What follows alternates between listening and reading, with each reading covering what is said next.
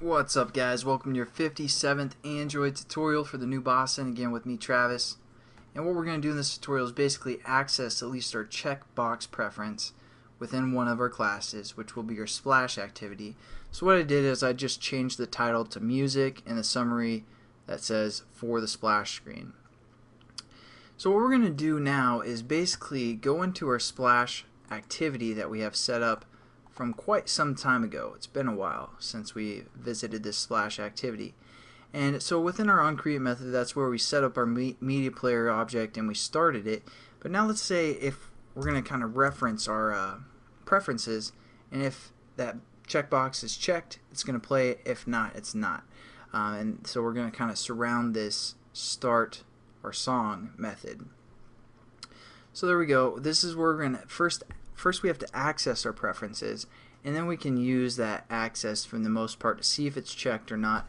So what we're going to do is set up that access to our preferences, and we use something called shared preferences.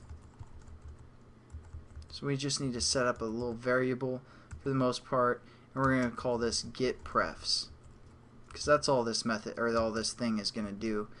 So we're going to say getPrefs. Again, you have to import the shared preferences, and then we just need to reference the preference manager, which again is a class. And within this class, there's something called getDefaultSharedPreferences. So we're going to hit dot, and it's only basically the only method for the most part. There's not too many methods within that class. So we're going to do that, and it takes a context within its parameters. For the context, generally we would say this or something of the sort, but we're going to get the base context. So there's also a method called getBaseContext. That's what we're going to use for this preference manager, or this shared preference object we're setting up. So there we go. We're going to kind of get the information from our preferences that we set up in the XML. So again, it's just getting the preferences. That's all this variable is doing, and then we can refer to that variable with our actual what we're trying to accomplish. And the check is basically a true, false, on, off. Just think of it as a switch. Those are called Boolean.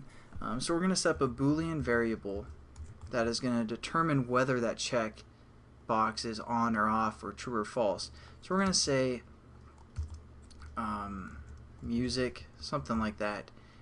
We're just checking if the music is allowed or not.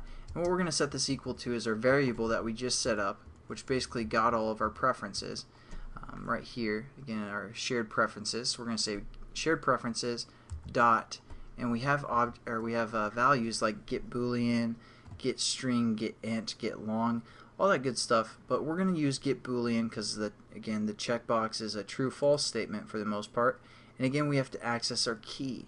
So let's go into our preferences XML. As you can see, our key we set up to checkbox, just like when we were working with sharing data between activities. Same kind of thing. A key is kind of value or a file path for the most part. So we're going to say checkbox. Did I spell it like that?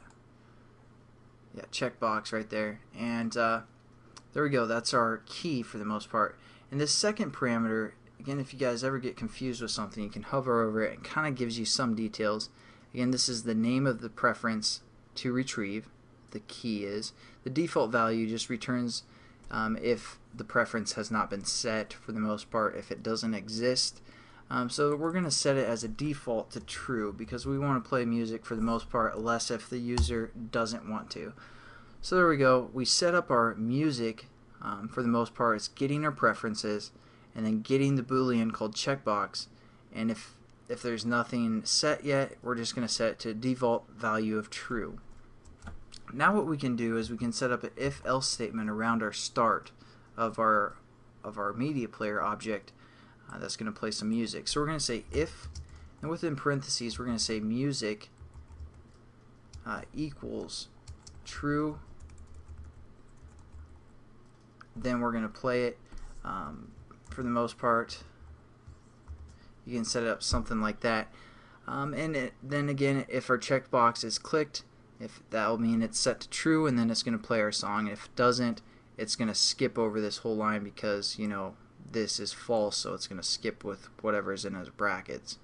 But also just to show you guys some Java, we can delete our brackets actually, because this if statement will include the line below it. If there's more than like one line of code, you will need to use the brackets, but it knows that's an if statement for the most part, and it's going to include one line of code. Again, probably be safe to put brackets, but just to show you guys, you can do that as well. But anyways, let's check out our app activity, make sure it works. Again, the default value is set to true, so we're just going to start it up real quick. And as you guys can probably hear, the music's playing right now. Let's open up our menu and go into our preferences. And as you can see, it's checked. We're going to uncheck it, hit back, and then menu, exit. It's going to exit our application, hit the new Boston again, and as you can see, silence. It's beautiful, very awesome. And then just to double check our preferences as well, it's still not checked right now. So there you go. Pretty quick tutorial for the most part, just how to access our preferences and how to use it for the most part. Probably do one more tutorial how to access our edit text and our other thing. If you guys don't want to watch it, that's fine, just skip that. I'm still gonna, cry myself to sleep every night either way if you watch the tutorial or not. But I'll catch you guys in the next one if you decide to. Have a good one. Peace.